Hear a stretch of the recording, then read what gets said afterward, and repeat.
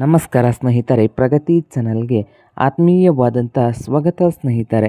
ಇವತ್ತಿನ ಇದೊಂದು ವಿಡಿಯೋದಲ್ಲಿ ಸ್ನೇಹಿತರೆ, ಇಂದಿನ ತುಂಗಭದ್ರಾ ಜಲಾಶಯದ ನೀರಿನ ಮಟ್ಟವನ್ನು ನೋಡಿಕೊಂಡು ಬರೋಣ ಸ್ನೇಹಿತರೆ. ಹೊಸದಾಗಿ ಯಾರು ಯೂಟ್ಯೂಬ್ ಚಾನಲ್ ನೋಡ್ತಾ ಇದ್ದರೆ ಚಾನಲನ್ನು ತಪ್ಪದೇ ಸಬ್ಸ್ಕ್ರೈಬ್ ಆಗಿ.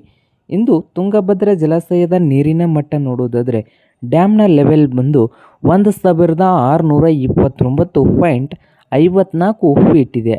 1629.54 ಫೀಟ್ ಇದೆ.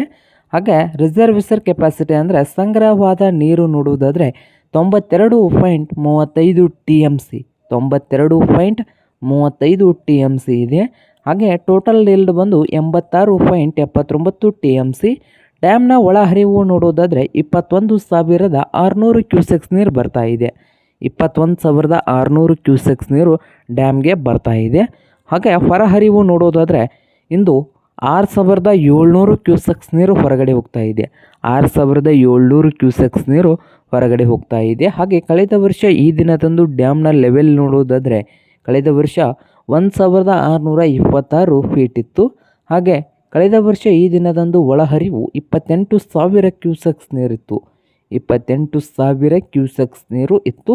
ಹೊರಹರಿವು ನೋಡುವುದಾದರೆ 28,000 ಕ್ಯೂಸೆಕ್ಸ್ ನೀರು ಕೂಡ ಹೊರಗಡೆ ಹೋಗ್ತಾ ಇತ್ತು ಕಳೆದ ವರ್ಷ ಈ ದಿನದಂದು. ಇದು ಇಂದಿನ ತುಂಗಭದ್ರಾ ಜಲಾಶಯದ ನೀರಿನ ಮಟ್ಟವಾಗಿದೆ ನೋಡಿ ಸ್ನೇಹಿತರೆ.